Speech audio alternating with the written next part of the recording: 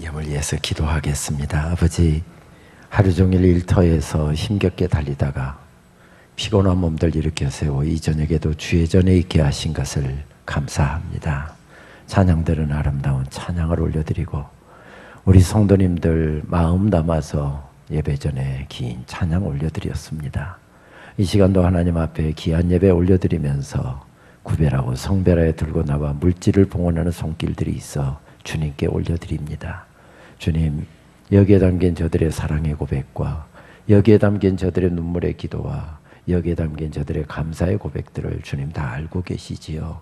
주님께 다 올려드리오니 물질이 주인이고 돈이 주인인 세상, 그러나 우리는 돈의 주인이 하나님이시고 우리 인생의 주인이 하나님이심을 고백하면서 이 시간 하나님께 감사의 마음을 담아 올려드립니다. 이 고백 가지고 일생을 살게 하여 주시옵시고 하나님께서 세워주실 때 우리의 가정도 인생도 우리의 모든 것도 견고하게 세워지는 줄 믿고 이 고백으로 올려드리는 물질이오니 삶 속에서 그런 고백이 더 깊어지게 하시고 더 간절해지게 하시고 더 새로워질 수 있도록 은혜를 베풀어 주시옵소서. 하나님, 일터에 복을 주시고 가정의 복을 주셔서 주님 오시는 그날까지 하늘의 복 의지하여 살아가는 믿음의 권속들 다 되게 하여 주시옵소서. 이 저녁에도 젊은이들이 참 많이 나와서 감사합니다. 일생 말씀 붙들고 믿음으로 걸어가는 귀한 젊은이들 되게 하시고 그렇게 믿음으로 걸어갈 때 저들의 인생길 주께서 견고하게 세워주시옵시기를 간절히 기도하옵고 원합니다. 엄마 따라 교회 와서 땀 뻘뻘 흘리며 친구들과 뛰어놀고 엄마가 은혜 받는 시간에 또 뛰어노는 우리 사랑하는 어린아이들 주여 손을 들어 축복하옵나니 일생을 주의 집에서 자라가는 믿음의 아이들 되게 하여 주시옵소서.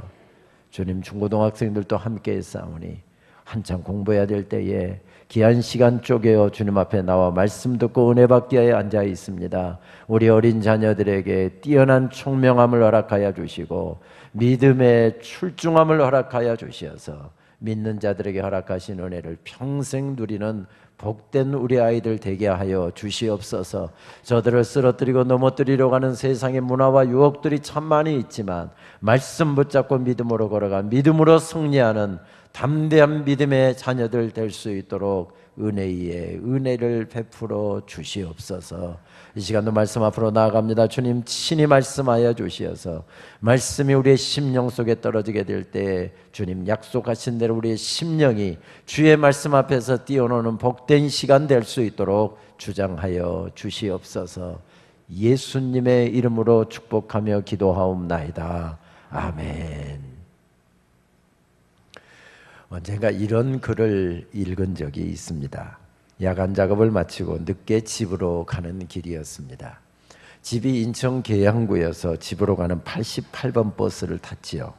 배가 고파서 차가 빨리 가기를 바라면서 버스를 타고 가는데 뒤에 오던 81번 버스와 앞지르기 경쟁이 시작되었습니다. 그러다가 마침 신호등 앞에 두 버스가 나란히 서게 되었는데 88번과 81번 아저씨는 동시에 문을 열고 피 튀기는 말싸움에 돌입을 했습니다. 결국 열을 잔뜩 받은 우리 88번이 81번이로 쫓아 올라가더군요. 그런 모습을 보면서 우리는 속으로 은근히 우리 88번이 이기기를 응원까지 했지요. 그런데 신호등이 바뀌자 81번이 88번을 태운 채로 출발을 해버리는 것이었습니다.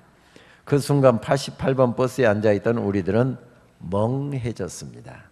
기사가 없는 버스에서 기사가 이제 오나 저제 오나 한참을 기다리고 있는데 찬바람만 휑하게 불어오더군요. 한참 후에 100m 전방 유엔묘지 커브 도는 데서 열심히 뛰어오는 기사 아저씨가 보였습니다. 불쌍해 보이더군요. 얼굴이 벌게 가지고 돌아와서는 연신 고개를 조아리며 승객들에게 사과를 했습니다. 승객 여러분, 정말 죄송합니다. 정말 죄송합니다. 그리고 버스가 출발을 했죠. 주먹으로 연신 땀을 훔치면서 운전을 하고 있는 88번 아저씨가 불쌍해 보이더군요. 그렇게 우리 81번은 81번에게 패하고 말았습니다. 그런데 그것이 끝이 아니었습니다. 달리고 있는 우리 88번 뒤로 경찰차가 쫓아오는 것이었습니다. 경찰 순찰차는 우렁찬 스피커 소리로 계속해서 쫓아오면서 이야기를 했습니다. 88번 차를 빨리 갓길로 대세요. 그래도 못 들은 척하고 조금 더 가자. 신경질적인 스피커 소리가 계속해서 들려왔습니다. 할 수 없이 경찰의 지시에 따르는 88번 아저씨, 우리는 속으로 그렇게 생각했지요. 아까는 81번한테 깨지더니 이번에는 경찰한테 또 깨지는구나. 그런데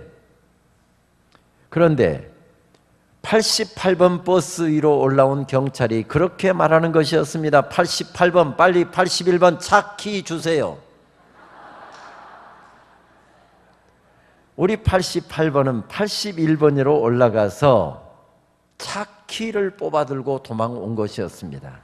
400~500m를 태우고 달리던 81번이 분명 이긴 것 같았습니다. 그런데 오도 가도 못하게 된 81번, 결국은 우리 88번이 이겼습니다. 저도 이 글을 읽고서 한참을 웃었습니다. 제가 인천 계양구의 어떤 교회에 가서 설교하면서 그때 바로 이 글을 읽었기 때문에 인천 계양구에 88번 버스가 오느냐 그랬더니 정말 있다고 그러더라고요. 그러니까 거짓말은 아닌 것 같습니다. 여러분, 귀여운 싸움이잖아요. 웃음을 자아내게 하는 싸움입니다. 이런 싸움 좀 싸웠다고 해서 인생이 거들나거나 이런 싸움 좀 싸웠다고 해서 나라가 거들나지는 않습니다. 그냥 귀여운 싸움입니다. 웃음을 자아내는 싸움입니다. 그런데 우리가 인생길에서 싸워야 하는 싸움은 이런 녹록한 싸움만 있는 것은 아닙니다. 어쩌면 아침 일찍부터 저녁 늦게까지 정말 벼랑 끝을 달리는 것과 같은 그런 절박함을 가지고 하루 종일 달리다가 이 자리에 나와 앉아 계신 분도 계실 것입니다. 저 자식 건사하기 위해서, 아이들 양육하기 위해서, 가르치기 위해서, 또 시작한 사업을 일으키기 위해서 밤낮 없이 뛰고 그렇게 허덕이면서 달려도 과연 이 사업을 세울 수 있을 것인지, 이 장사를 계속 잘 되게 할 수 있을 것인지, 이런 걱정에 사로잡혀 살아야 되는 싸움이 바로 인생길에서 싸워야 하는 싸움입니다. 우리 그리스도인들에게는 이런 싸움만 있는 게 아니죠. 하나님의 말씀을 따라서 하나님께서 기뻐하시는 대로 믿음으로 살아야 하는 믿음의 싸움까지 있습니다. 그렇습니다. 인생은 끝없이 이어지는 전쟁터에서 살아간다 해도 과언이 아닌 것 같습니다. 오늘 사무엘하 7장 말씀에서 만나게 되는 다윗만 하더라도 그는 끊임없이 이어지는 전쟁터에 서 있었던 사람이었습니다. 오늘 말씀은 그가 왕궁의 왕이 되어서 왕궁에 서 있습니다마는 사실은 그가 이 왕궁에 서 있기 전까지 그는 끊임없이 이어지는 전쟁터에서 달리고 또 달려야 했습니다. 그 전쟁이 언제부터 시작됐습니까? 사무엘상 17장 말씀 골리앗과의 싸움으로부터 시작되었습니다. 어떻게 어린 소년이 골리앗 구척 장수인 골리앗을 이길 수 있습니까? 이길 수 없습니다. 그런데 거침없이 하나님을 모욕하고 하나님의 군대를 모욕하고 있는 이런 모습을 보면서 그냥 겁없이 나섰습니다. 그런데 하나님께서 도와주셔서 그 적국의 구척 장수를 쓸어 넘기고 이략 그는 국민적인 영웅이 되었습니다. 그는 바로 발탁이 되어서 왕궁으로 들어가죠. 왕의 최측근이 되었습니다. 왕 가장 가까운 곳에 찬양을 인도하면서 왕의 시중을 드는 그는 왕의 사람으로 발돋움하게 되었습니다. 그러다가 그는 또 왕이 내보내는 전쟁터에 나가게 되지요. 그런데 하나님께서 나가는 전쟁터마다에서 이기게 하시는 것입니다. 그래서 어떤 전쟁이든지 다윗이 나가기만 하면 전쟁에서 승리하고 오니까 이제 그는 계속해서 전쟁에 단골로 나가는 이런 장소가 되었습니다.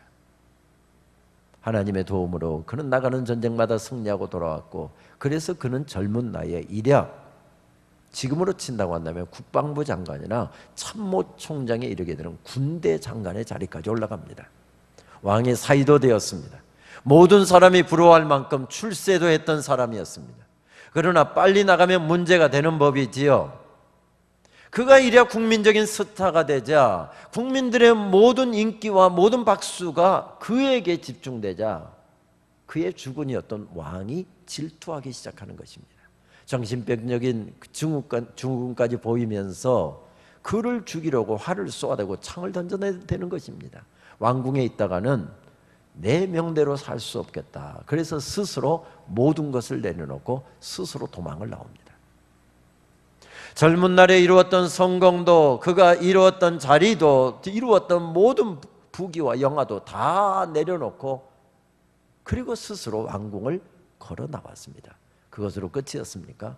아니었습니다.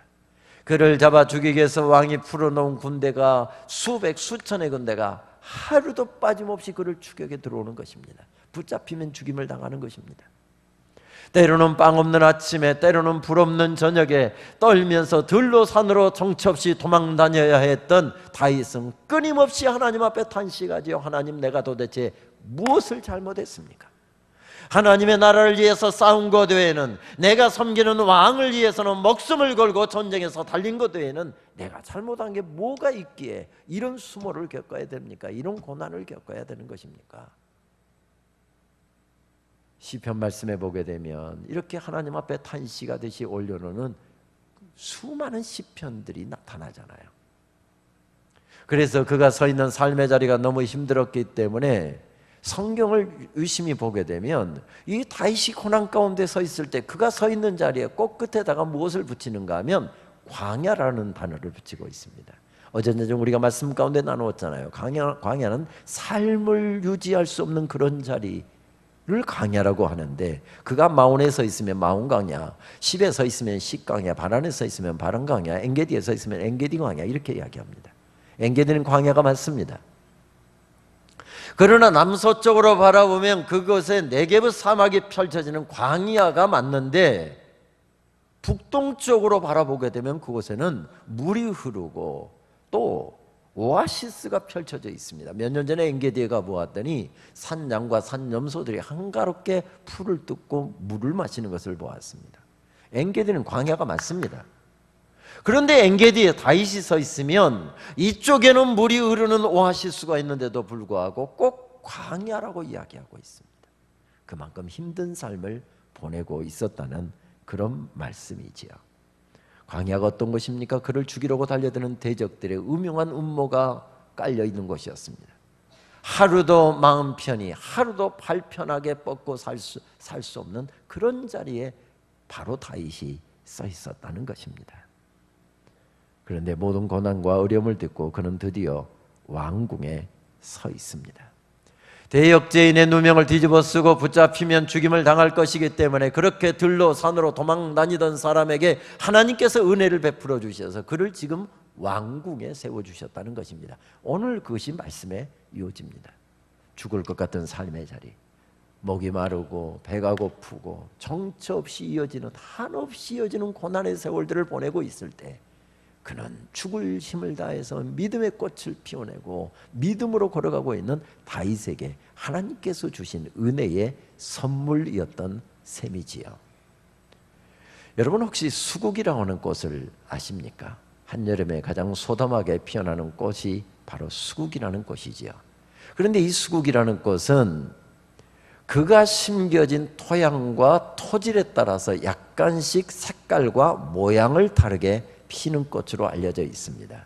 지금 사진에서 보고 있으십니다만은 흙의 산도가 중성이면 하얀색으로 피고요, 산성이면 청보라색으로 피고 알칼리성이면 연분홍색으로 피어납니다.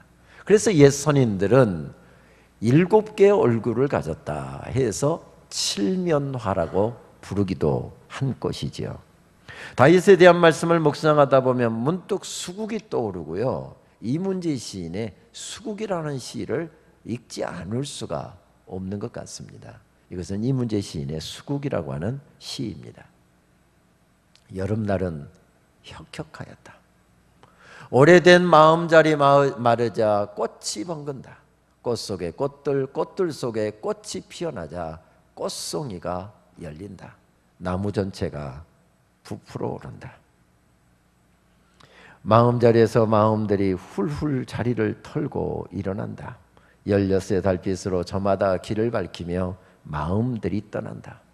떠난 자리에서 뿌리들이 정돈하고 있다. 꽃은 빛의 그늘이다. 무슨 이야기입니까? 죽을 것 같이, 목이 마르고 죽을 것 같은 그런 어려운 자리에서 믿음의 뿌리를 깊게 받고 죽을 힘을 다해서 소담한 꽃을 피워냈답니다. 그런데 16세 달빛이 지나자 그렇게 아름답게 죽을 힘을 다해서 피웠던 꽃이 지드라는 것입니다. 실망할 수 있는 자리에 세움받았다는 것이죠. 그런데 넉넉히 실망할 수 있는 자리에 서 있었는데 실망하지 않고 다시 뿌리를 깊게 받고 꽃을 피울 준비를 또다시 하고 있더라는 것입니다. 이거 다윗의 모습 아닙니까? 수국과 같은 다윗, 죽을 것 같았는데 뿌리를 깊게 내리고 소담한 꽃을 피웠습니다. 그런데 이 꽃이 다 꺾이고 꽃이 떨어져 내린 것입니다. 실망할 수 있는 자리에 세움받았지만은, 원망할 수 있는 자리에 세움받았지만 거기서 원망하지 않고 실망하지 않고 다시 믿음의 뿌리를 깊게 받고 또다시 믿음의 꽃을 피워낼 준비를 하고 있더라는 것이죠. 수국과 같은 다윗, 이렇게 믿음의 꽃을 피워내고 있는 다윗에게 하나님께서 은혜로 왕궁에 세워주고 있는 것을 발견하게 됩니다. 그는 이력 하나님께서 친히 세우시고 다스리시는 이스라엘 나라의 2대 왕이 되었습니다. 이스라엘의 양을 치던 목동이었는데 그를 왕궁에 세우셔서 온 나라를 통치하고 다스리는 왕이 되게 하셨습니다. 성읍도 견고하게 세워주셨고 백향목 왕궁도 세워주셨습니다. 가정도 견고하게 세워주셨고 외국과의 온갖 교역도 견고하게 세워주셨습니다. 블레셋과의 전쟁도 끝나게 하셨고 남북으로 잠시 갈라졌던 나라도 통일이 되게 하셨습니다. 사울이 엉망으로 만들어 놓았던 나라도 안정을 되찾게 되었고 모든 것이 견고하게 되어진 그 순간, 그 축복의 자리에서 다윗은 무엇을 생각하고 있습니까? 하나님의 은혜를 생각하고 있습니다. 하나님의 은혜를 생각하고 있습니다. 그 축복의 자리에서 다윗은 은혜를 생각하고 있죠. 그래서 마치 이런 때의 분위기를 배경으로 하는 것 같은 시편 116편 12절 말씀에서는 그렇게 고백합니다. 내게 주신 모든 은혜를 무엇으로 다 보답할까? 그는 왕궁을 거니면서 무엇을 지금 생각하고 있습니까? 하나님의 은혜를 생각하고 있습니다. 다윗의 고향이었던 베들레헴에서 예루살렘, 지금 왕궁이 서 있는 예루살렘까지는 불과 10km가 되지 않는 가까운 거리입니다. 몇 년 전에 예루살렘에 갔다가 버스를 타고 베들레헴에 내려가는데 버스 타고 가니까 불과 10분이 안 걸립니다. 10km밖에 안 되니까 장정이 빨리 걸으면 2시간이면 넉넉히 이룰 수 있는 거리였습니다. 그런데 그의 고향 베들레헴에서 그가 서 있는 왕궁에 이르기까지 몇 년이 걸렸습니까? 40년이 걸렸습니다. 그만큼 힘든 인생길이었다는 이야기죠. 그만큼 삥삥 돌았다는 이야기죠. 그런데 하나님께서 드디어 그를 축복의 자리에 세워주셨습니다. 왕궁에 세워주셨습니다. 왕궁을 거닐면서 그가 찬송을 했다고 한다면 무슨 찬송을 했을까요? 새벽에 요셉의 스토리를 읽으면서 우리는 요셉도 그런 찬송을 했을 거다 했는데, 오늘 새벽에 못 나오신 분들을 위해서 이 찬송을 한번 다시 불러야 될 것 같습니다. 나를 지으신 이가 하나님, 나를 부르신 이도 하나님, 나를 보내신 이도 하나님, 나의 나 된 것은 다 하나님의 은혜라. 우리 같이 찬양하실까요? 한량없는 은혜, 갚을 길 없는 은혜, 내 삶을 내워 사는 하나님의 은혜, 나 주저함 없이 그 땅을 밟음도 나를 붙드시는 하나님의 은혜. 한 번 더 찬양하시겠습니다. 한량없는 은혜, 한량없는 은혜, 갚을 길 없는 은혜, 내 삶을 내워 사는 하나님의 은혜, 나 주저함 없이 그 땅을 밟음도 나를 붙드시는 하나님의 은혜. 할렐루야. 돌이켜보니까, 지나온 그 수많은 세월들을 돌이켜보니까, 그 힘들었던 인생의 시간들 돌이켜보니까, 그 고통스러웠던 삶의 순간들 돌이켜보니까 하나님의 은혜가 아니면 나는 결코 여기에 설 수 없는 존재임을 발견하게 된 것이죠. 그러면서 그는 두 손을 높이 들고 이렇게 고백합니다. 왕이신 나의 하나님, 내가 주를 높이고 영원히 주의 이름을 송축하리이다. 여호와께서 내게 주신 은혜를 무엇으로 다 보답할꼬? 무엇으로 다 보답할꼬? 그는 뭐라고 고백합니까? 하나님이 나의 왕이시랍니다. 우리가 21세기에 드리는 고백, 시편 145편 1절 말씀에 대한 고백은 우리가 21세기에 드리는 고백의 내용과 질과는 그 당시의 고백은 전혀 달랐습니다. 왕권 시대는 왕이 둘이면 안 되는 시대입니다. 내가 세상을 떠나면 내 아들을 왕으로 삼기 위해서 세자로 책봉해 놓았더니 이 녀석이 밤늦게까지 신하들 만나고 다니고 낌새가 이상합니다. 그러면 아버지가 아들도 죽였던 시대가 왕권 시대입니다. 아버지가 몸이 편찮으셔서 왕위를 나에게 물려주고, 그리고 아버지는 이제 퇴임을 했습니다. 그런데 건강이 회복되어서 다시 내게 물려주었던 왕권을 아버지가 뺏으려고 왕권에 대해서 넘나보면 아버지도 죽였던 시대가 왕권 시대입니다. 왕이 둘이면 안 되는 시대였기 때문에 그랬어요. 더군다나 다윗은 왕의 혈통에서 태어난 사람이 아니었습니다. 그러니까 무엇보다도 왕권, 왕의 권위를 견고하게 세우는 일이 가장 시급했을 텐데, 그는 뭐라고 이야기합니까? 내가 왕이 아니라 하나님이 왕이십니다. 어제 저녁 말씀드렸던 것처럼 내가 주인이 아니라 하나님이 주인이십니다. 내가 대장이 아니라 하나님이 대장이십니다. 이 고백을 하나님께 올려드리고 있는 것이지요. 조선시대 때 한 왕이 평민 복장을 하고서 영의정과 함께 민정시찰에 나섰습니다. 저 뒤에서 역시 변복을 한 호위무사들이 한두 사람이 따르지 않는 것은 아니었지만 둘이서 저작거리들 하루 종일 돌아다니면서 이 백성들이 사는 모습도 보고 민심도 살폈습니다. 해가 니역니역 저오자 배도 고프기도 하고, 또 민심을 살피기가 제일 좋은 곳이 바로 주막이기 때문에 마지막에 가서 끼니도 해결하고 백성들이 먹는 것도 한번 먹어보고 민심도 좀 살피고, 그리고 왕궁에 들어가야 되겠다 하고서 주막에 들어가서 국밥 2그릇을 시켜놓고 국밥이 나오기를 기다리고 있었습니다. 그런데 영의정이 저쪽 벽에 붙은 무슨 글귀 하나를 보더니 얼굴이 딱 굳어져 갖고 왕에게 와서 이렇게 이야기하는 겁니다. 전하, 큰일 났습니다. 들켰사옵니다.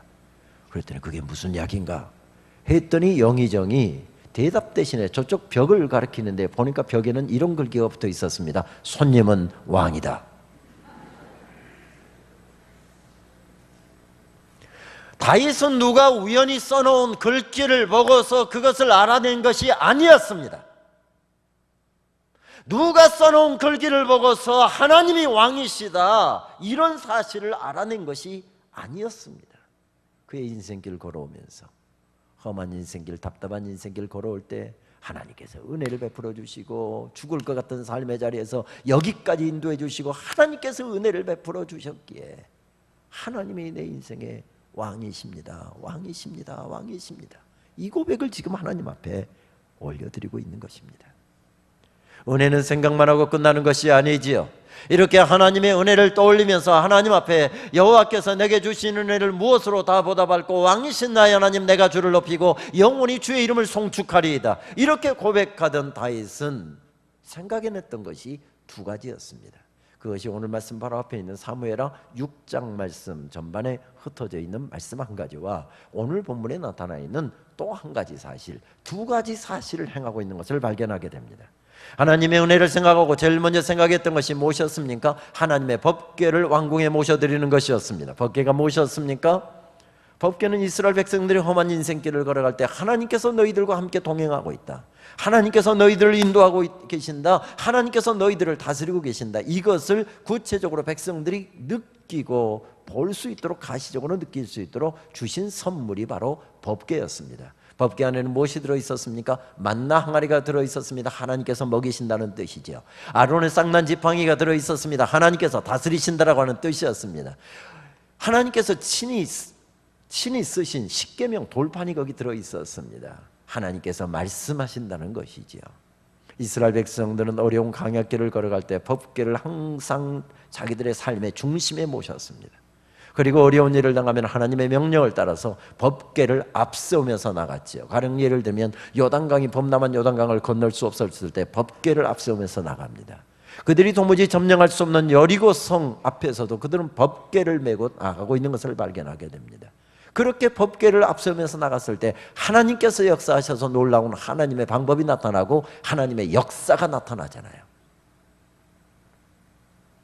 그런데 이스라엘 백성들이 가나안 땅에 들어가고 이제 잘 먹고 잘 살게 되고 여유가 있게 되면서 하나님의 임재를 구하지 않습니다. 법궤가 어느 창고에 처박혀 있는지 관심도 없습니다. 그러다가 그들은 사무엘하 5장, 6장, 4장, 5장, 6장 말씀을 보게 되면 전쟁에서 계속 사람이 죽어나가는 것입니다. 그래서 법궤를 앞세우면서 전쟁에 나갑니다. 창고에 처박혀 있었던 법궤의 먼지를 닦고 그리고 법궤를 메고 나가면 혹시 전쟁에서 이길까 싶어서 법궤를 메고 나갔다가 그날은 더 참패를 당합니다. 수많은 젊은이들이 죽었고요, 블레셋 군대에게 법궤까지 빼앗겨버리지 않습니까?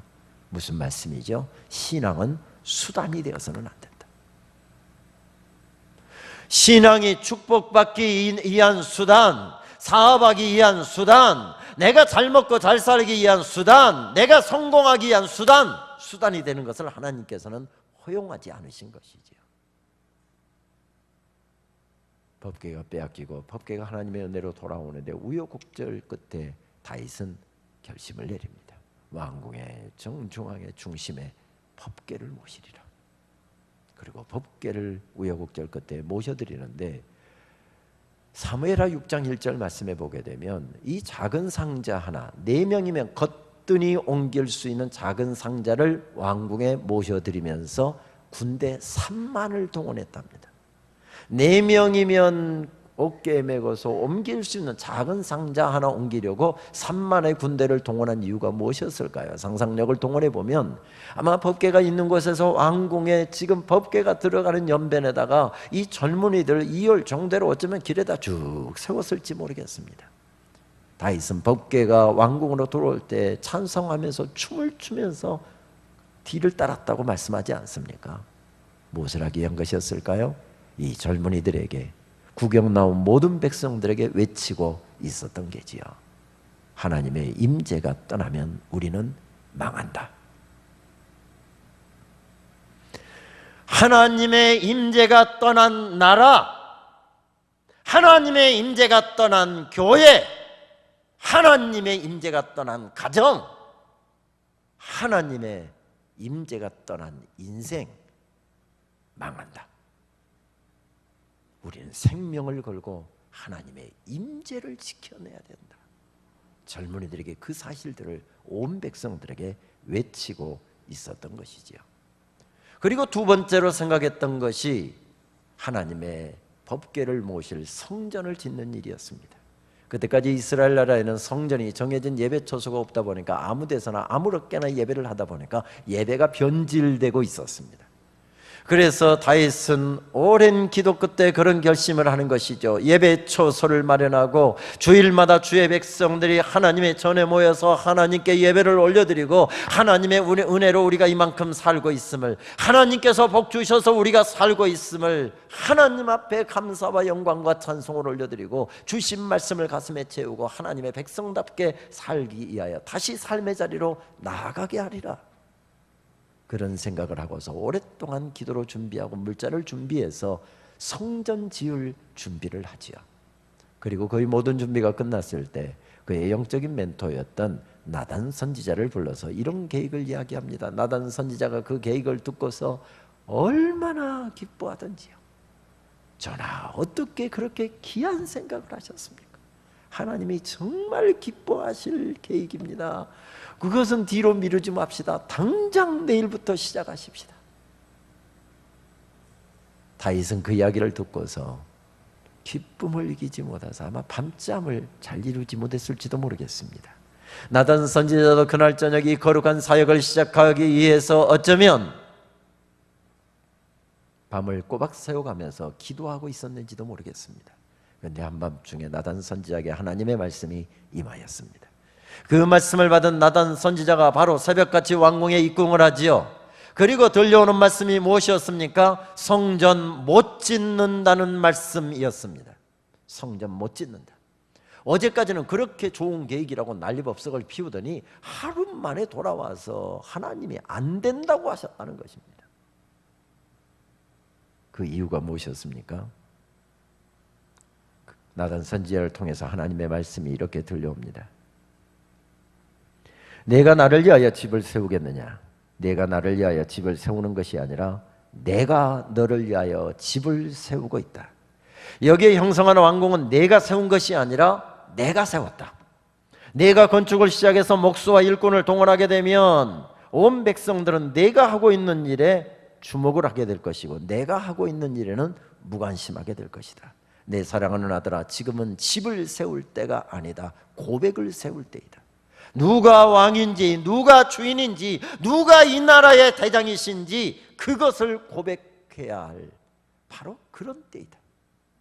온 백성들이 내게 집중하도록 해라. 지금은 집을 세울 때가 아니다. 이것이 거절하신 이유였습니다. 하나님의 말씀은 계속해서 들려옵니다. 오늘 12절까지 말씀만 읽었지만 그 말씀은 계속해서 이 사무엘하 7장 마지막 장까지 계속해서 하나님의 말씀이 이어지고 있죠. 그 말씀의 여지가 무엇이었습니까? 내 아들아, 잊어버려라. 내가 너를 위하여 집을 세워줄 것이다. 집을 세우는 것은 나다. 나라를 세우는 것도 나다. 교회를 세우는 것도 나다. 내 인생을 세우는 것도 나다. 너의 자녀들을 세우는 것도 나다. 내가 너를 위해서 집을 세울 것이고 내가 너를 위하여 자녀들을 세울 것이고 내가 너의 가정을 세워줄 것이고 다이다, 너는 이 고백을 이 땅에 세워라. 그 고백이 세워진 후에 내가 훗날 내 아들을 통해서 성전을 지을 것이다. 이것이 하나님께서 거절하신 이유였습니다.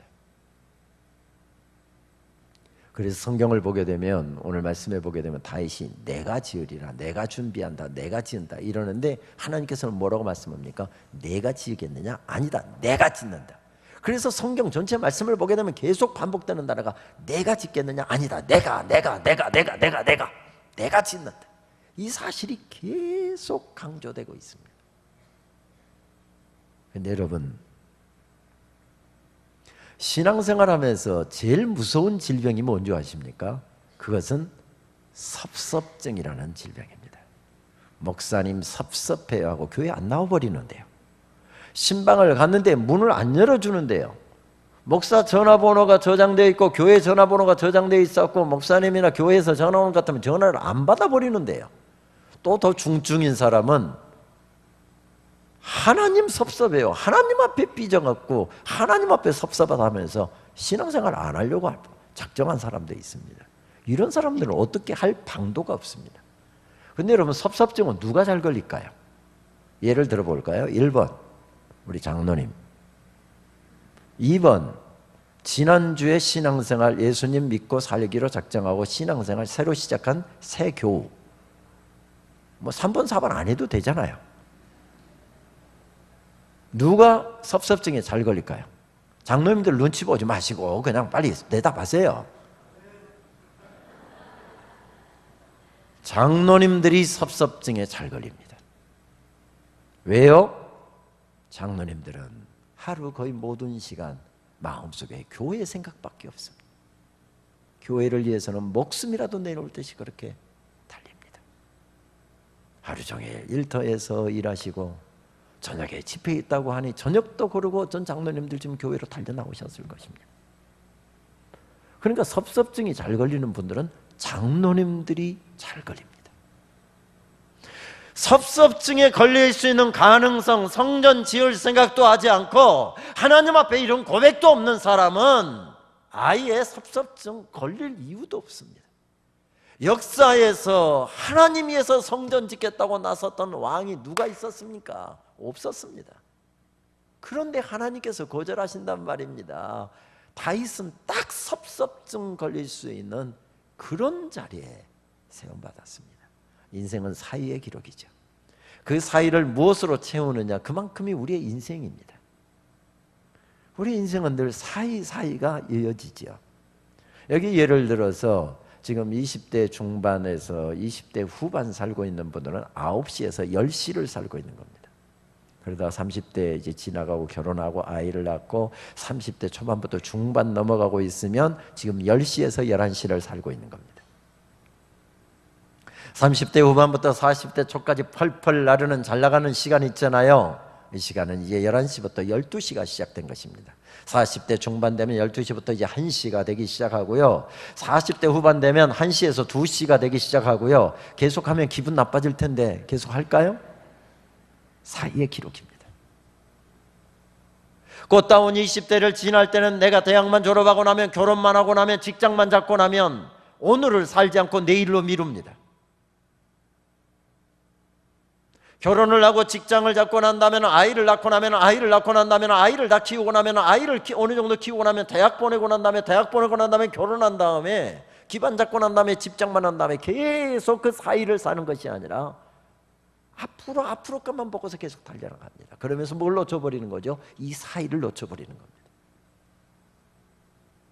하늘에서 불이 떨어지고 대단한 역사가 일어난 것도 여러분 축복이지만, 오늘 저녁 가족들과 함께 오손도손 앉아서 식사를 하고 오늘 아침에 일어나서 일터로 가고 일상이 축복인 거 알고 계십니까? 저는 오늘 하루 종일 강의실에서, 채플실에서, 어디를 걸어다니면서 사람과 대하면서도 주여 불쌍히 여겨 주옵소서, 하나님 살려 주옵소서, 하루 종일 미친 사람처럼 기도하고 다니는 기도 제목이 있었습니다. 제 아래 손아래 동서도 목사인데 어떻게 제가 전공한 전공을 하겠다고 하더니 또 저 따라서 또 미국 유학을 왔습니다. 어려운 미국 이민교회 목회를 시작했습니다. 그러다가 결국 박사 논문만 남겨놓고 있는데 결국 건강이 안 좋아져서 박사 논문을 못 마치고 이민 목회하고 있습니다. 큰 군부대가 있었던 바로 그 부대 주변에 있는 그곳에서 한인 목회를 하다가 군부대가 축소되는 바람에 다른 데로 떠날 기회도 많은데도 이 사람들을 버리고 갈 수가 없어서 그 몇 사람들 데리고 아웅다웅하면서 하는데 온 가족이 붙어서 다 하고 있습니다. 그런데 하나님께서 3남매를 주셨는데 3남매에게 참 놀라운 축복을 주시구나. 엄마 아빠가, 처제 같은 경우에는 날마다 부대에 들어가서, 그 사모님 같은 경우에는 계속 부대 가서 전도하고, 그래서 차로 데려다가 밥 먹이고, 그리고 3개월 후에 또 6개월 후에 훈련 끝나면 다 나갈 사람들인데 이런 사람들에게 복음 전하기 위해서, 그러니까 6개월 후면 훈련 마치고 나면 다 다른 데로 가니까 교회 숫자는 늘어나지 않고 교회는 늘 이런 사람들이 순환되니까 교회는 열심히 헌금했고 이들 밥 먹이고 이들 복음으로 양육하고, 그리고 떠나면 또 그냥 똑같아지는 겁니다. 전도하지 않으면 교회가 안 되니까 계속 전도해서 그렇게 채우는데, 제가 가서 보면 참 감동이 될 정도로 열심히 합니다. 그런데 지난 금요일날 저녁에 30살 먹은 딸아이가 조지아 주립대학을 졸업하고 그리고 헌혜사에 취직해서 공부하고 있는 딸아이가 갑자기 머리가 아프다면서 구토를 하더니 그대로 쓰러지면서 하나님 살려주세요, 살려주세요, 살려주세요 3마디 하고서는 그냥 쓰러졌는데 의식을 잃고 쓰러져 버렸다는 겁니다. 911을 불러서 바로 응급실로 옮겼는데 아이가 호흡을 안 한다는 겁니다. 그래서 산소호흡기를 해서 하는데 20분이 넘어가면 안 된다. 그런데 엄마 아빠가 다른 방도가 없어서 막 눈물로 기도하는데 18분 만에 호흡이 다시 터졌다는 겁니다. 그래서 2분 후면 의사가 사망 진단 내리려고 다 옆에다 종이 준비해 놓고 있는데 18분째 돌아왔다는 겁니다. 한국에 뭐 이런 상황들이 타전되니까 막 형제들이 지금 집중적으로 기도하고 있는데, 오늘 아침에 어제 전화를 해도 전화가 안 되길래 지금 상황이 어떠냐, 또 오늘 아침에 역시 계속 지금 잠을 재워놓고 있다는 것. 그래서 형부 지금 계속 상황을 지켜보고 있어요 라고 아침에 통화를 했는데, 제가 아침 저 시간 강의가 있어서 3시간 강의하고 또 채플을 주간에 대해서 막 채플 인도하려고 그쪽으로 막 가고 있는데, 하다가 무슨 급한 연락 없나 하고 보니까 난리가 났어요. 애가 숨도 안 쉬고 의식도 없고 완전히 갑자기 그냥 해서, 그래서 의사가 사망 진단을 다 써놓고 여기다 사인하라고 했다는 겁니다. 근데 엄마는 그냥 그 모습을 보고 실신해서 옆에서 그냥 병원 바닥에 쓰러져 버렸고, 아빠가 그 상황 가운데서 안수 기도를 했는데, 의사가 바로 사인하라고 하고 이제 사망 진단을 내렸는데 그 사이에 호흡이 다시 돌아왔다는 겁니다. 그래서 헬기로, 이 애틀란타에서 3시간 밑으로 내려가는 도시인데 거기서 헬기로 지금 애틀란타의 에모리 대학병원으로 후송을 하고 있다.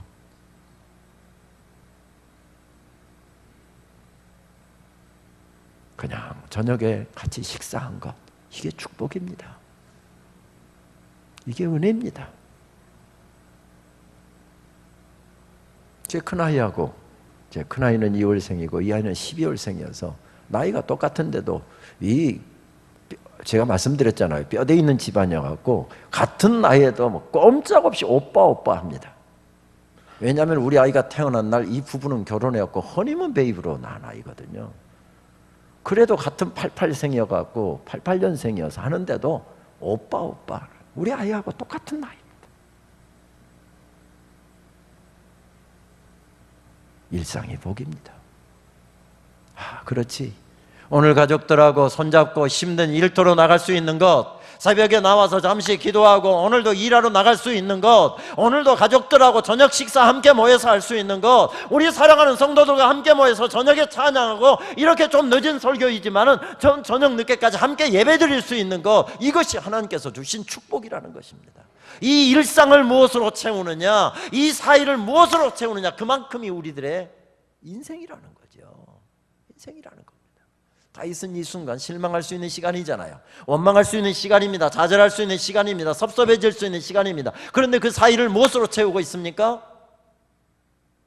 순종으로 채워놓고 있습니다. 하나님을 신뢰하는 믿음으로 채워놓고 있는 것을 발견하게 됩니다. 자세히 보아야 예쁘다, 오래 보아야 사랑스럽다. 작은 불꽃을 노래했던 나태주 시인은 잘 알고 있는 대로 초등학교 교사로 평생을 살았던 분이죠. 1963년도에 공주사범학교를 졸업한 이후로 평생 초등학교 교사로 살았습니다. 그리고 은퇴 몇 년 앞두고 교장으로 승진을 해서 교장으로 지내다가 은퇴를 바로 불과 며칠 남겨두지 않고 악성 췌장암 진단을 받았습니다. 이제 퇴직하고 나서는 아내와 유럽 여행도 가고 이제 여행도 하려고 그렇게 벼르는데 바로 병원으로 후송에 들어간 것입니다. 악성 췌장암에 걸려서 병원에서 입원해서 2주 동안은 고통 때문에 한숨도 자지 못했고요. 3달 보름 동안은 아무것도 먹지 못했고, 처음 6개월 동안은 중환자실과 병실을, 좀 좋아지면 일반 병동으로, 나빠지면 중환자실로 6개월 동안 오가는 세월을 보내야 했답니다. 시한부 삶을 선고받고 투병 중에 병간호에 지친 아내에게 감사의 마음을 담아 쓴 시 가운데 너무 그러지 마시오요 하나님이라고 하는 제목의 시가 있지요. 너무 섭섭하게 그러지 마셔요 하나님, 저에게가 아니어요, 저의 아내 되는 여자에게 그렇게 하지 말아달라는 말씀이에요. 이 여자는 젊어서부터 병과 함께 약과 함께 산 여자예요. 세상에 대한 꿈도 없고 그 어떤 사람보다 죄를 안 만든 여자예요. 신발장에 구두도 많지 않은 여자고요. 한 남자 아내로서 그림자로 살았고 2 아이 엄마로서 울면서 기도하는 능력밖에는 없었던 여자이지요. 자기 이름으로 꽃밭 한 평, 채전 밭 한 떼기 가지지 않은 여자예요. 남편 되는 사람이 운전조차 할 줄 모르는 쑥맥이라서 언제나 버스만 타고 다닌 여자예요. 너무 그러지 마세요. 가난한 자의 기도를 들어주시는 하나님, 저의 아내 되는 사람에게 너무 섭섭하게 하지 마시어요. 원망할 수 있는 자리잖아요. 그런데 무엇으로 채우고 있습니까? 아내를 위한 마음. 남편 살려보겠다고 백방으로 뛰고 밤에는 가서 남편 잠든 시간에 교회로 가서 밤을 꼬박 새우면서 철야기도 하고 새벽 기도 마치고서는 남편 일어날 시간에 또 병원으로 달려와서 하루 종일 남편 수발하고, 그리고 남편이 잠깐 낮잠이라도 자면 남편 그 침대에다가 고개 숙이고서 잠깐 낮잠 자는 아내의 모습을 보면서 쓴 시라고 하지요. 아내에게 이 시를 선물했을 때 나태주 시인의 아내 되시는 분은 권사님이시죠. 이 시를 아내에게 선물을 했더니 시인의 아내가 이렇게 남편에게 화답시를 썼습니다. 너무 고마워요 라고 하는 제목의 시입니다. 남편의 병상 밑에서 잠을 청하여 사랑의 낮은 자리를 일깨워 주신 하나님, 이제는 저희를 다시는 아프게 하지 마시어요. 우리가 모르는 우리의 죄로 한 번의 고통이 더 남아있다면, 그게 피할 수 없는 우리의 것이라면 이제는 제가 병상에 누울게요. 하나님, 저 남자는 젊어서부터 분필과 몽당연필과 함께 산 시골학교 선생이었어요. 시에 대한 꿈 하나만으로 염소와 노을과 풀꽃만 욕심내온 남자예요. 시 외의 것으로는 화를 내지 않은 사람이에요. 책꽂이에 경영이니 주식이니 돈 버는 책은 하나도 없는 남자고요. 제일 아끼는 거라고는 제자가 선물한 만년필과 그간 받은 편지들과 외갓집에 대한 추억뿐이에요. 한 여자 남편으로 토방처럼 배고프게 살아왔고 두 아이 아빠로서 우는 모습 숨기는 능력밖에는 없는 남자예요. 공주 금강의 아름다운 물결과 금악동 뒷산의 푸른 그늘만이 재산인 사람이에요. 운전조차 할 줄 몰라 언제나 버스만 타고 다닌 남자예요. 승용차라도 얻어 탄 날이며 꼭 그 사람 큰 덕 봤다고 먼 산 바라보던 사람이에요. 하나님, 저의 남편 나태주 시인에게 너무 섭섭하게 그러지 마시어요. 조금만 시간을 더 주시면 아름다운 시로 당신 사랑을 꼭 갚을 사람이에요. 섭섭해질 수 있는 시간이었잖아요. 하나님 평생을 새벽제단 쌓고 남편 위해서 살았고 가정 위해서 살았고 그리고 교회 위해서 살았습니다. 그리고 은퇴해서 유럽 여행 한번 가겠다는데 그게 너무 사치스러운 것입니까?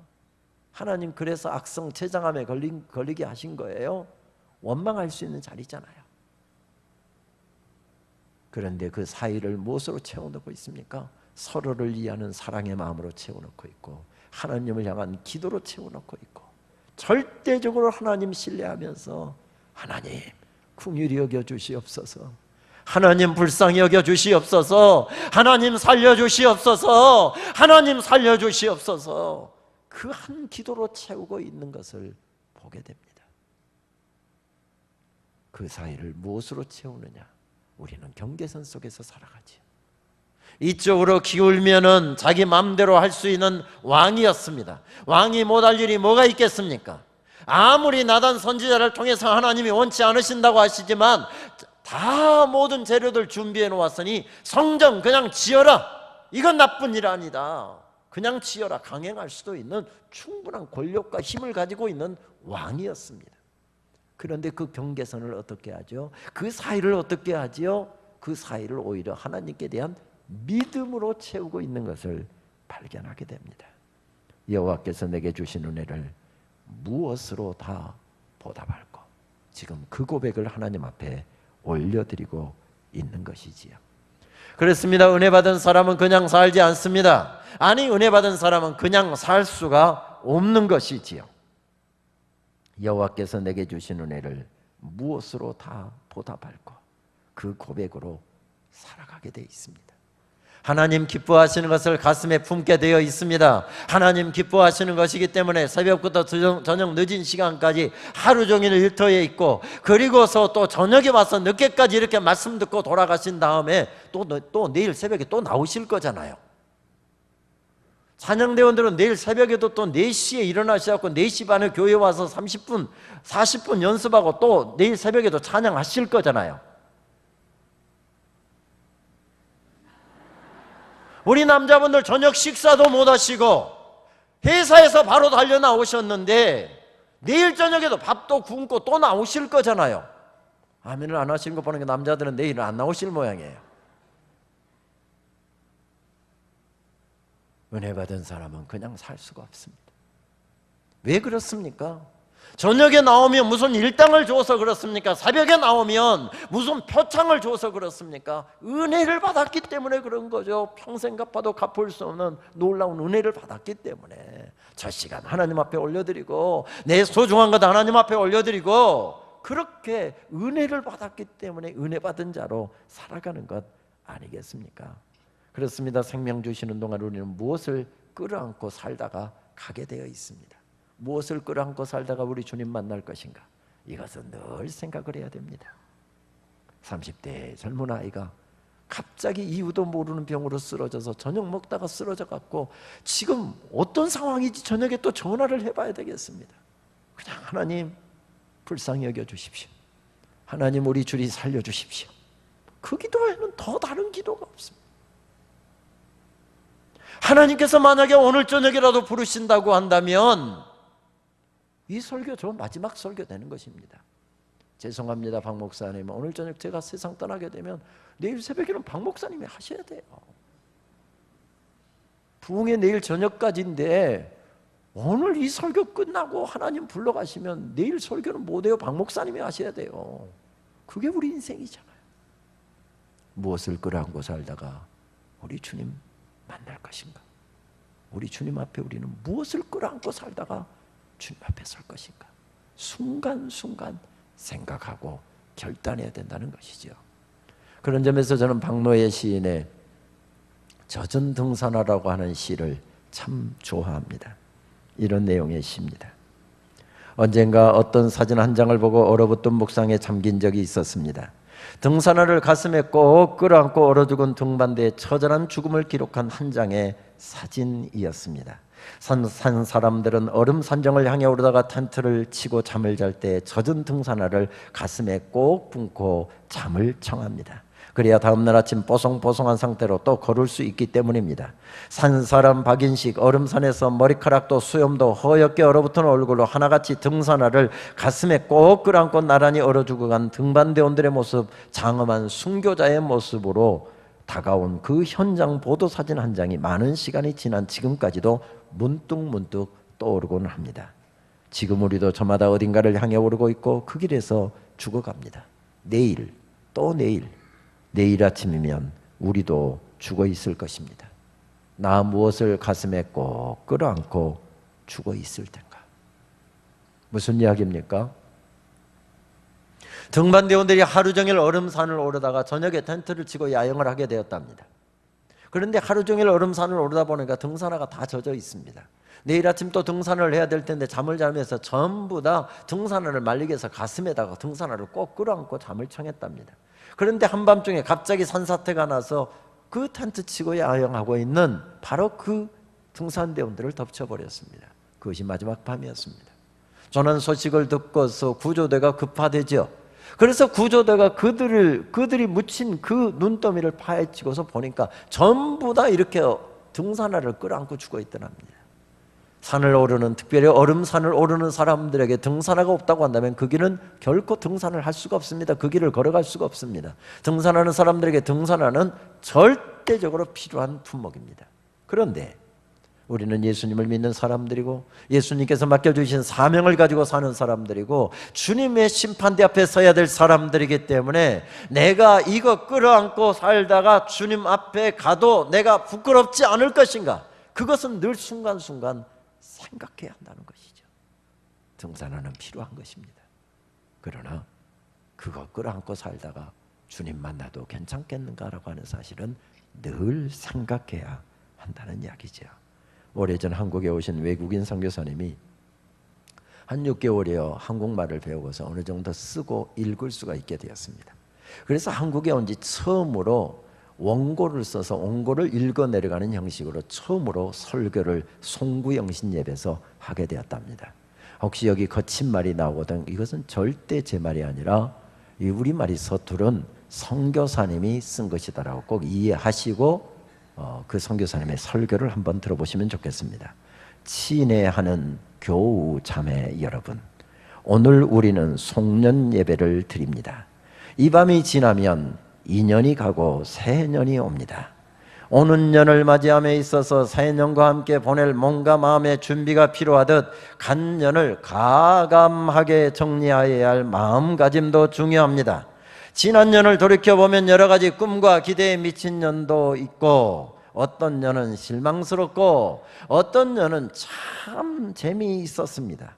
새 년은 어떤 년일까 하는 호기심과 기대도 있겠지요. 그러나 가장 중요한 것은 2년 전년 할 것 없이 모두가 하나님이 주신 년이라는 것입니다.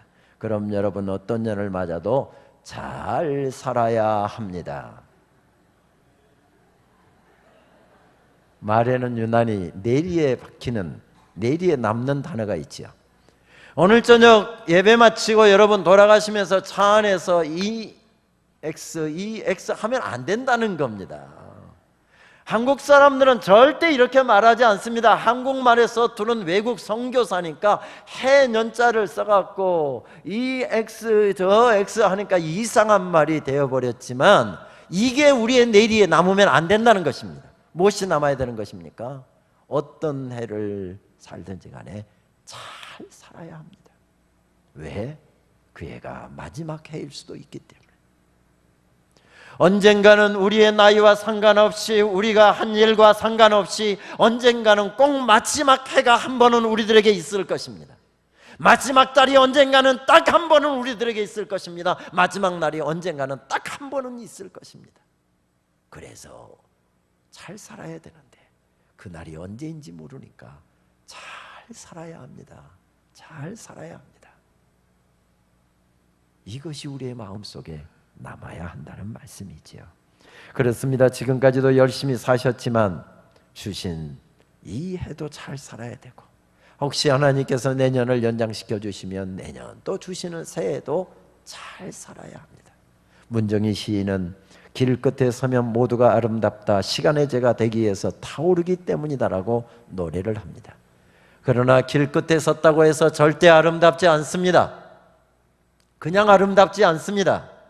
연세가 드셨다고 해서 그냥 아름답지 않습니다. 신앙의 연수가 늘어난다고 해서 절대 그냥 아름답지 않습니다. 언제 아름답다고 이야기합니까? 이 마지막을 살고 있기 때문에, 길 끝을 살고 있기 때문에 시간에 제가 되기 위해서 타오를 때만 아름답다고 시인은 이야기합니다. 어렸을 적 시골에서 아궁이에 불을 떼다 보면 내 방에는 방을 여러 불에다 방에 불을 지펴야 되기 때문에 자기 방은 자기가 책임을 졌던 것 같습니다. 그런데 1시간 동안 부엌에서 앉아서 불을 떼고 앉아서 이게 지루하기 짝이 없잖아요. 그런데 기준이 무엇입니까? 물에다가 가마솥에 물을 가득 넣어놨는데 그게 끓으면 다 된 겁니다.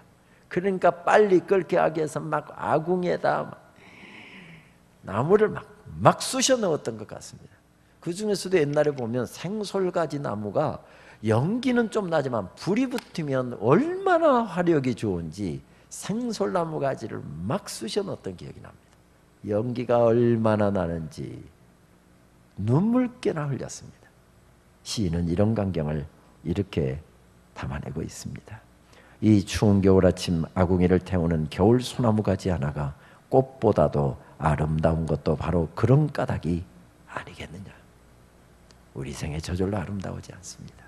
내 몸을 불태워서 누군가를 따뜻하게 할 때, 내 몸을 불태워서 시간을 불태워서 주님 기뻐하시는 일을 위해서 달려갈 수 있을 때, 그때 인생은 아름다워진다고 고백하고 있습니다. 그런데 다른 사람 눈에서 눈물 빼고, 다른 사람 울게 만들고, 다른 사람 힘이 들어서 상처가 너무 커서 그래서 위로받으려고 나와서 은혜 받고 상처가 막 아물어 가는데, 어떤 사람은 그 상처를 또 후벼 파는 사람들이 있잖아요. 교회 안에서도. 그런 사람도 그냥 타오르면 아름답다고 이야기하지 않습니다. 그래서 문정희 시인은 마지막 연에서 이렇게 노래하더군요. 세상에 뿌리 하나 두고 사는 일이라면 먼 이별 앞에 두고 타오르지 않는 것이 어디 있겠느냐. 타오르지 않는 것이 어디 있겠느냐. 우리가 승리할 수 있는 방법은 한 가지밖에 없다는 것입니다. 올해가 마지막 해인 것처럼, 오늘이 마지막 날인 것처럼, 내 사랑하는 사람 등 한번 쓰다듬어주는 것이 마지막인 것처럼, 우리 아이 허그해주는 것이 마지막 허그인 것처럼, 그리고 오늘 드리는 예배가 마지막 예배인 것처럼, 오늘 드리는 찬양이 마지막 찬양인 것처럼, 그렇게 살 때만 우리는 아름다워질 수 있다는 말씀이지요. 이 말씀을 준비하다가 저는 잊고 살았던 아주 오래전 기억 하나를 떠올리게 되었습니다. 지금으로부터 30여 년 전 1985년 11월 하순, 저는 장로회 신학대학교 신대원 졸업반이었습니다. 임기와 진로를 위해서 깊이 기도하고 있었지만 결정된 것은 아무것도 없었습니다. 저는 그때 서울의 한 교회 고등부 교육전도사를 하고 있었기 때문에 토요일날 하루 종일 앉아서 주일날 고등부 아이들에게 전할 설교 준비를 하고 있었습니다. 하루 종일 설교 준비를 하고 있었더니 머리가 잘 풀리지도 않기도 하고 피곤하기도 해서 찬송을 좀 들을까 하고서 라디오에 주파수를 맞췄습니다. 그런데 딱 나오는 찬송가, 처음 듣는 찬송이었습니다. 그런데 첫 가사가 얼마나 제 가슴을 치던지, 옛날에 카세트 데크에 카세트 테이프가 들어있으면 거기다 녹음 버튼을 누르면 이 테이프가 그냥 지워지면서 거기에 녹음이 되잖아요. 그러면 이 테이프를 버리는 겁니다. 그런데도 불구하고 그 노래가 너무 은혜스러워서 그 노래를 녹음하려고 무조건 녹음 버튼을 눌렀습니다. 앞부분이 이만큼 잘려나간 그 노래를 저는 아마 100번도 더 되감아서 듣고 또 들으면서 울었던 적이 있었는데, 말씀을 준비하다가 잊고 있었던 그때 기억이 떠올리게 하셨습니다. 그때 불렀던 찬송은 이런 찬송이었습니다. 죄악에 썩은 내 육신을 주님이 쓰시려 했네. 죽음의 덫에 걸려있는 몸 주님이 쓰시려 했네. 속지 않은 손 치유하시고 속지 않은 발 치유하셨네. 새 생명 얻은 이 몸 다 바쳐 주님께 영광 돌리리. 먹물로 칠한 내 육신을 주님이 희게 하셨네. 십자가 보혈 증거하라고 주님이 살리셨네. 기도할 때 음성 주시고 찬송할 때 기쁨 주시네. 내 작은 입이 내 작은 몸이 주님의 붙들린 자라.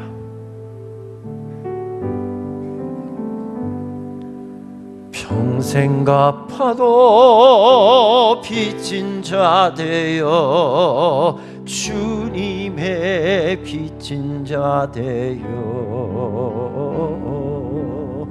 주님 가신 길 택하였건만 눈물만 솟구치네. 생명 주시니 주님이시라. 능력 주시니 주님이시라. 말씀 전하여 복음 전하여 주님의 빚을 갚으리. 여러분, 끝까지 혼자 시키시네요. 저는 그때 결혼 1년차 가난한 신학생이었습니다. 형제들의 내력이기도 해서였지만 저는 대학 3학년 때부터 입주 가해하고 아르바이트 하면서 부모에게 독립을 선언하고 제 힘으로 대학을 마쳤습니다. 밥도 많이 굶었고요. 제때 등록을 해본 적이 없었습니다. 역시 신대원 공부도 마찬가지로 그렇게 해서 마쳤습니다. 특별히 신대원 2학년 1학기를 마치고 군복무를 하게 되었는데, 저는 장교로 군복무를 3년 6개월을 했더랬습니다. 근데 군대에서 국가에서 저축을 장려하던 때니까 초급장교들 다 나라에서 입혀주고 먹여주는데 무슨 돈이 필요해 하면서 지간이 새로 올 때마다 계속 저축해서 일괄 공제를 하는데, 마지막에는 아예 95% 이상을 다 떼갖고 옛날에 그 이율이 좋은 재형저축이라고 하는 것을 다 넣었습니다. 군대를 제대하고 나올 때는 제가 생전 처음으로 큰 목돈을 쥐고서 제대를 할 수가 있었습니다. 저는 그 돈이면 저희 형이 그랬던 것처럼 나도 이 돈으로 결혼할 수 있겠다. 처음 지어본 목돈이었으니까 부모에게 큰 소리 쳤습니다. 내 힘으로 결혼합니다. 도움 안 받습니다. 그런데 결혼 준비를 해보니까 왜 그렇게 들어가는 돈이 많습니까? 아내의 옷 한 벌 사줬습니다. 폐물도 못 해줬습니다. 신혼여행 못 갔습니다. 살아가면서 해줄게. 지금 살 집 방은 얻어야 될 것 같아서 서울 외곽을 다 찾아 헤매는데 돈이 작으니까 구할 방이 없었습니다. 지금 하남시죠. 그때 신장이라고 이 거리가 포장도 안 됐던 그곳에 단칸 3방 얻어서 신혼생활을 시작했습니다. 위풍이 얼마나 센지, 그런데도 불구하고 연탄가스 냄새가 사라지지 않아서 항상 문을 잘 때 이만큼 열어놓고 연탄가스 걱정을 하면서 잠을 청해야 했습니다.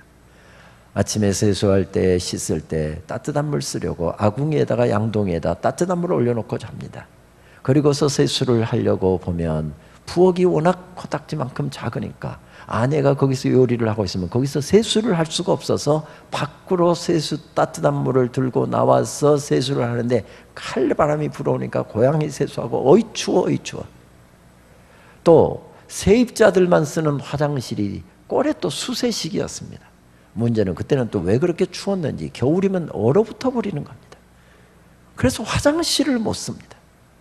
100m 정도 떨어진 곳에 합동측 교회가 있었는데 새벽 기도 나가서 드렸던 교회입니다. 그래서 새벽 기도했던 내가 그 교회에서 기도해 주니까 3개월 정도는 당당하게 100m 떨어진 그 교회 화장실을 써야 했습니다. 그래도 그때 제 가슴은 뜨거웠습니다. 주님을 위해서 죽으라고 하면 죽을 수도 있을 것 같았고요. 어디든지 가라고 하시면 갈 수 있을 것 같았습니다. 저는 79기로 졸업을 했는데 저희 동기들이 아무도 가기 싫어하는 작은 교회에서 저를 오라고 했을 때 그냥 그 교회 전임전도사로 갔습니다. 그 교회도 가난하고 작은 교회에서 집을 또 사택을 허술한 것 얻어줬는데 연탄가스가 나오고 둘이 완전히 다 죽어버렸습니다. 그런데 제가 일어나서 주인집 그쪽으로 가서 그냥 소리 한마디 질러놓고 둘 다 죽어버렸습니다. 그런데 뭐 어렴풋이 기억으로는 주인집에 와서 동치미 국물 막 먹이고 난리 법석이 났던 것 같은데 제가 먼저 깨어났고 제 아내가 나중에 깨어났습니다. 교회에서 젊은 부부 초상 7번 바타에서 바로 사택을 연탄가스 걱정이 없는 이 보일러 시스템이 된 사택으로 바로 옮겨주더군요. 그래도 저는 그때 제 가슴은 뜨거웠습니다. 지금은 저는 아파트에 살고 있고요. 아이들 방도 줄 수 있고 연탄가스 걱정도 하지 않고요. 따뜻한 물도 나오고요. 화장실도 있는 집에서 살고 있습니다. 좋은 학교 교수도 됐습니다. 이름도 제법 알려졌습니다. 그런데 여러분 지금 제 고민이 뭔지 아십니까? 아무것도 결정되지 않았던 가난하고 배고프고 서러웠던 그 신학생 때 그때 주님을 향한 사랑보다 지금 하나님의 축복으로 잘 먹고 잘 살고 있는데 그때보다 못하면 못했지 더하지 않다는 게 저의 고민입니다. 여러분들은 어떠십니까? 가난하고 배고프고 서럽던 시절 하나님 의지하지 아니하고서는 도무지 험한 세월을 헤쳐나갈 수 없어서 저녁이면 저녁마다 밤이면 밤마다 새벽이면 새벽마다 주님 앞에 나와서 눈물로 기도하고 통곡하고 그렇게 하나님께서 주시는 힘으로 다시 일어서서 일터로 달려나가고 가정으로 돌아가고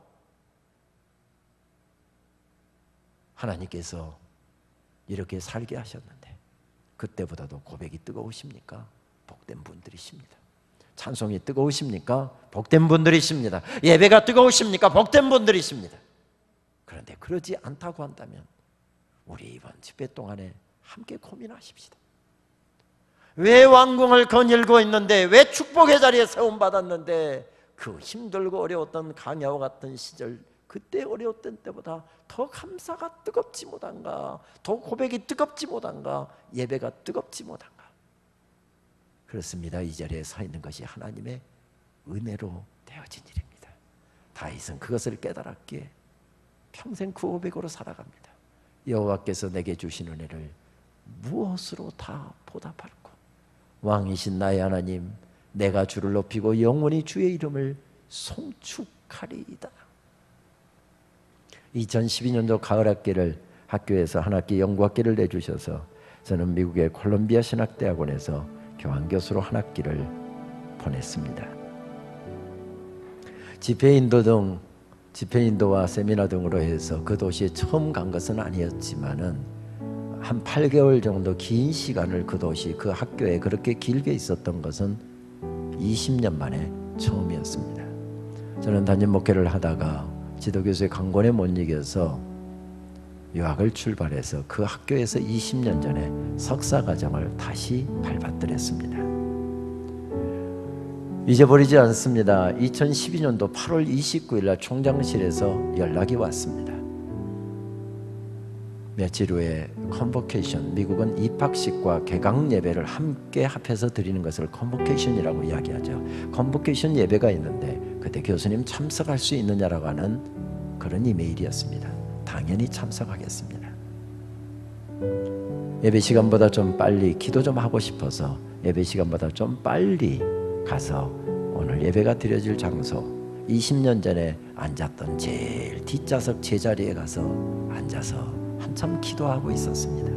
가슴이 뭉클해지더군요. 20년 전에 그 자리에 앉아서 떨리는 가슴으로 내가 과연 이 길을 끝까지 달릴 수 있을까? 이런 걱정하면서 불안해하면서 유학생활을 처음 시작했는데 20년 만에 그 자리에 다시 앉아서 기도할 때 벅찬 감동이 올라왔습니다. 근데 예배 시간이 가까우니까 이제 학생들이 들어오고 직원들이 들어오더니 제가 제일 뒷자리에 앉아 있으니까 학교 직원이 오더니 저를 알아보고 교수님 자리는 여기가 아닙니다 하더니 저를 안내해서 앞으로 데리고 가는데 제일 앞자리에 교수석이 있는데 거기다가 제 명패를 붙여놓고 이 자리가 교수님 자리입니다. 그것으로 저를 옮겨주는 것을 보았습니다. 20년 전에는 불안해하면서 떨면서 영어도 잘 못하는데 머리도 안 좋은데 나이도 들었는데 내가 끝까지 이 길을 갈 수 있을까 불안해하면서 저 뒷자리에서 예배를 드렸는데 20년 후에 하나님께서는 교수석에다가 제 자리를 옮겨 놓으셨습니다. 그의 가을을 살면서 저는 얼마나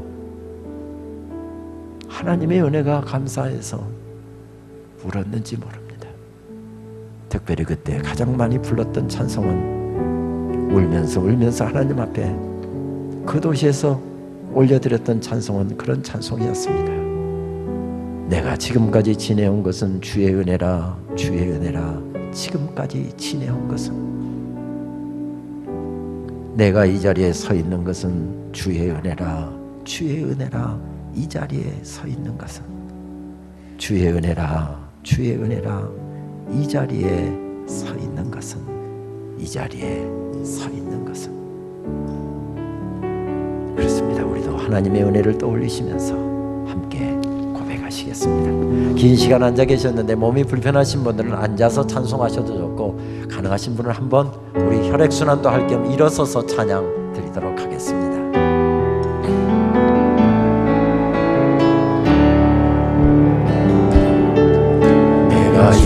지금까지 지내온 것은 주의 은혜라 주의 은혜라 지금까지 지내온 것은 내가 하나님의 자녀된 것은 내가 하나님의 자녀된 것은 주의 은혜라 주의 은혜라 하나님의 자녀된 것은 주의 은혜라 주의 은혜라 주의 은혜라 주의 은혜라 하나님의 자녀된 것은 주의 은혜라 주의 은혜라 하나님의 자녀된 것은 내가 내가 이 자리에 서 있는 것은 내가 이 자리에 서 있는 것은 주의 은혜라. 주의 은혜라. 이 자리에 서 있는 것은 주의 은혜라. 주의 은혜라. 주의 은혜라. 이 자리에 서 있는 것은 주의 은혜라. 주의 은혜라. 이 자리에 서 있는 것은 주의 은혜라. 주의 은혜라. 이 자리에 서 있는 것은 주의 은혜라. 주의 은혜라. 이 자리에 서 있는 것은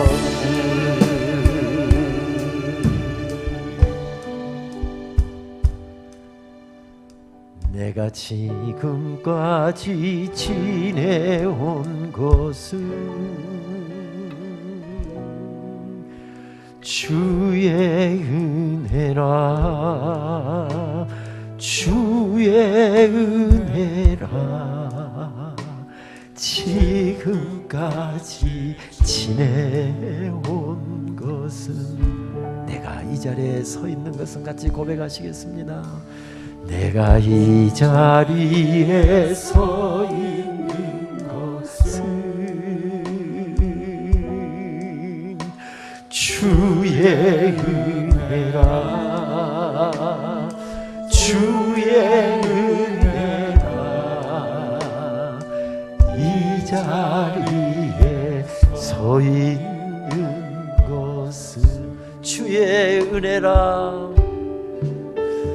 주의 은혜라. 주의 은혜라. 이 자리에 서 있는 것은 그렇습니다. 아버지 주의 은혜라. 주의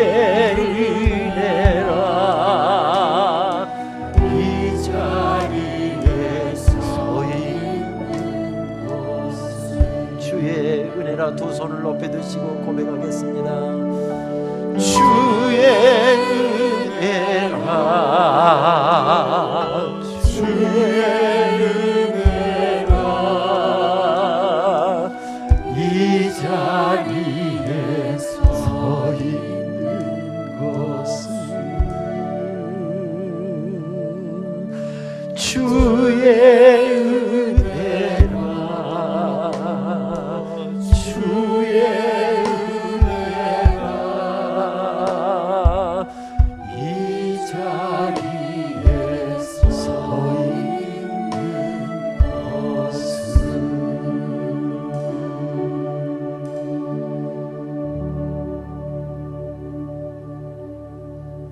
어렸을 적부터 이날까지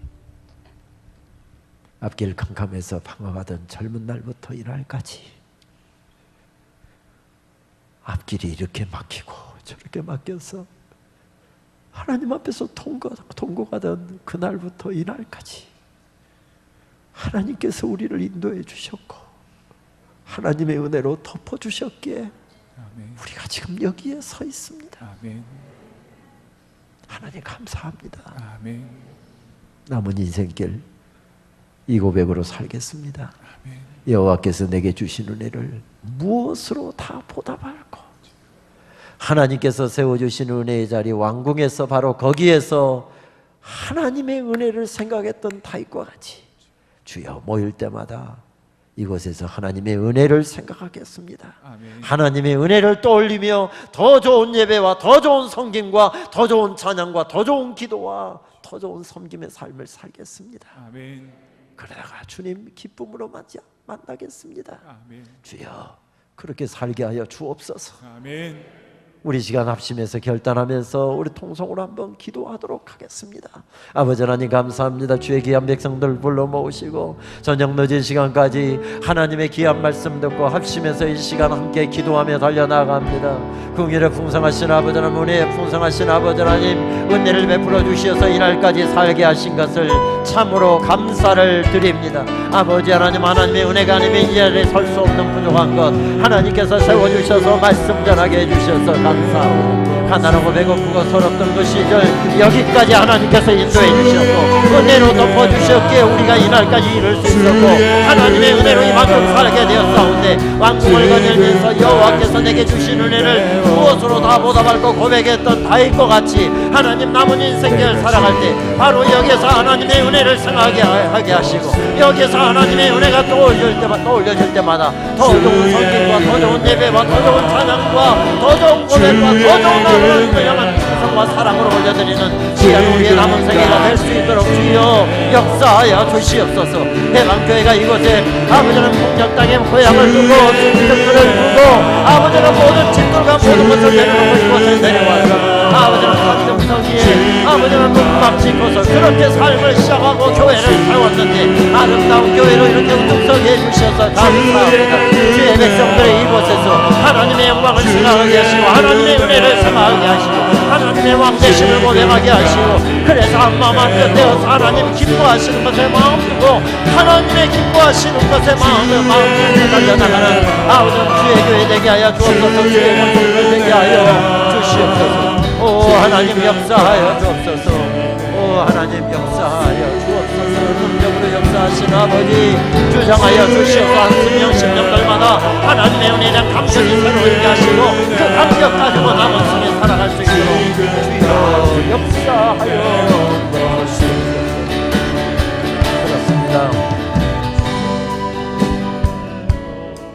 그렇습니다.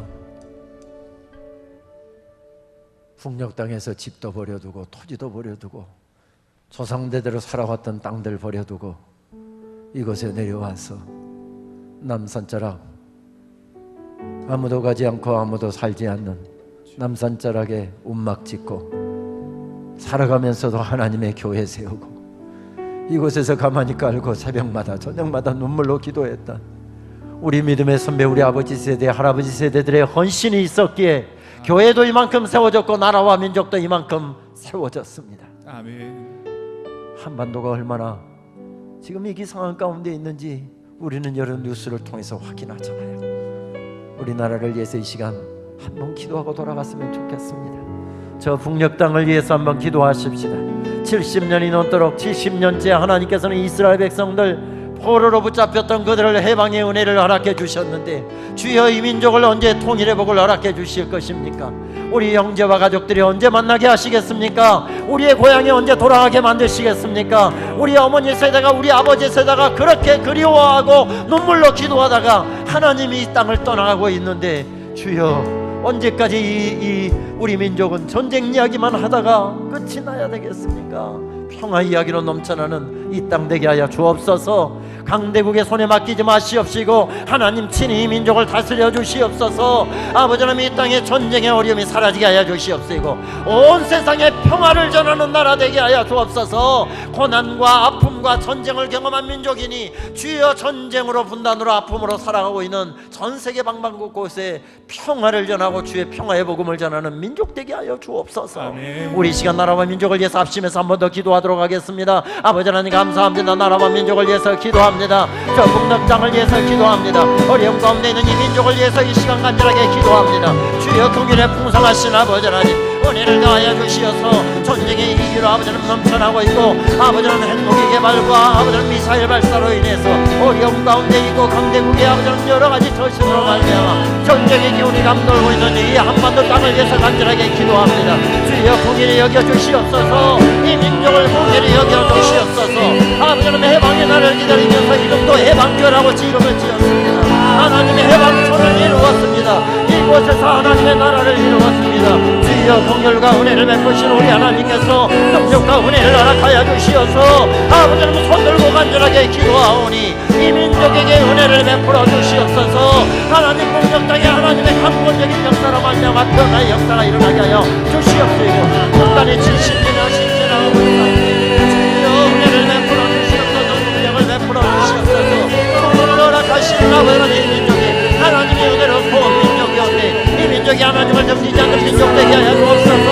하나님 잘 섬기는 민족 되게 하여 주옵소서. 온 세계 만방국 곳에 우리 주님의 평화의 복음을 전하는 민족으로 주여 삼아주시옵시기를 기도하고 원합니다. 교회가 정신 차리고 기도하게 하시고 바로 믿고 바로 섬기는 놀라운 은혜의 역사가 있도록 주여 주장하여 주옵소서. 수요 구별과 은혜를 베풀어 주시옵소서. 거룩한 거듭한 능력으로 이 민족을 기억하여 주시옵시고 우리 시대의 통일의 복을 허락하여 주옵소서. 우리 시대에 하나님 만국이 하나 되어서 손잡고 아버지 하나님 전쟁을 노래하는 것이 아니라 평화를 노래하는 이 민족 될 수 있도록 하나님 은혜를 베풀어 주옵소서. 하나님 은혜를 베풀어 주시옵소서. 하나님, 우리는 이 땅에 와서 의지할 곳 없어 주님을 의지했고 해방의 그날 잃어버렸던 고향, 잃어버렸던 교회 다시 되찾을 것 생각하고 이름도 해방교회라고 이름을 지었습니다. 아멘. 우리 동네는 해방촌이라고 이름을 붙였습니다. 아멘. 아버지, 우리 아버지 세대, 할아버지 세대 그날을 간절하게 눈물로 기도하다가 천국으로 떠난 이후에도 이스라엘 백성들 70년 만에 풀어주셨으니 이 민족에게도 그런 은혜 베풀어 주실까 싶어 아멘. 70년이 되기를 그렇게 간절히 기다렸는데 주여, 우리는 분단된 지 70년이 훨씬 지난 그 세월을 지나가고 있습니다. 주여, 이 민족을 버리지 않으신 하나님, 이렇게 은혜를 베푸셔서 이만큼 살게 하신 하나님, 이 민족이 하나님의 은혜 잊어버리지 않게 하여 주시고 아멘. 하나님 잘 믿는 민족 되게 하여 주시옵시고 아멘. 하나님께서 이 나라를 붙잡아 주실 때 이 나라는 세워짐을 우리들이 온전히 고백하게 하여 주시옵소서. 아멘. 주여, 북녘 땅에도 평화의 복음이 들어가게 하시고 아멘. 무너진 교회들 세워지게 하여 주시옵시고 아멘. 숨죽여가면서 목숨 걸고 예배하는 북한의 지하교회 성도들의 눈물의 기도를 들으시고 우리의 기도까지 아파하셔서 아멘. 주여, 이 한반도 땅에 통일의 복도 허락하여 주시고 아멘. 온 세계 속에 예수 그리스도의 평화를 전하는 민족 될 수 있도록 인도하여 주시옵소서. 아멘. 100년 전에 강대국의 틈바구니에서 허덕였는데 또다시 100년 후에 이 민족이 강대국의 틈바구니에서 어찌할 바 몰라고 있사오니 주님, 국가의 지도자들에게 지혜를 허락하여 주시옵소서. 아멘. 하나님, 정치하는 이들이 한마음 되게 하여 주시옵시고 아멘. 이 이중한 때에 한마음 한뜻 되어서 나라를 생각하고 민족을 생각하는 지도자들, 교회들, 온 우리 그리스도인들 될 수 있도록 역사하여 주시옵소서. 아멘. 주님, 가만히 깔고 하나님의 교회 세우고 그 추운 겨울에 난폭불 하나 지펴놓고 켜놓고 눈물로 기도했던 그 시절 잊어버리지 않게 하여 주시고 오늘 얼마나 우리가 은혜의 자리에 서 있는지, 얼마나 화려한 왕궁에 서 있는지 깨닫게 하여 주시옵소서. 아멘. 여기에서 주님의 은혜를 생각하며 다시 이를 악물고 주님 더 잘 섬기는 민족, 주님 더 잘 섬기는 교회, 주님 더 잘 섬기는 목사, 주님 더 잘 섬기는 우리 그리스도인들 다 될 수 있도록 우리 한 사람 한 사람들 붙잡아 주시옵소서. 아멘. 긴 말씀 듣고 눈물의 기도 올려드리고 어두운 밤길 돌아갑니다. 평안한 걸음 되게 하여 주시고 내일 새벽에도 주여 피곤한 몸 이렇게 세워주시고 단잠 잘 때 피곤 깨끗하게 씻겨지게 하여 주시옵으며 아멘. 늦은 비로도 은택을 입히시는 아버지 하나님, 마지막 성인날 넘치도록 말씀의 은혜를 허락하여 주시옵시고 성령께서 우리 가운데 운행하여 주시어서 주의 은혜로 우리들의 심령이 소성케 되는 놀라운 역사가 있게 하여 주시옵소서. 아멘. 예수님의 이름으로 기도하옵나이다.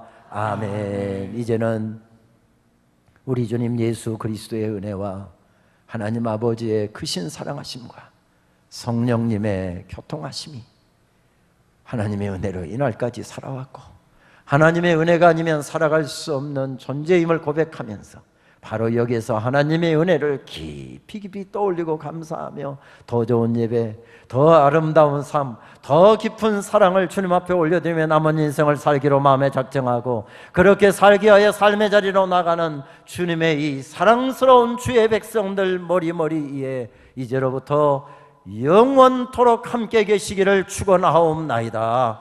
아멘. 아멘.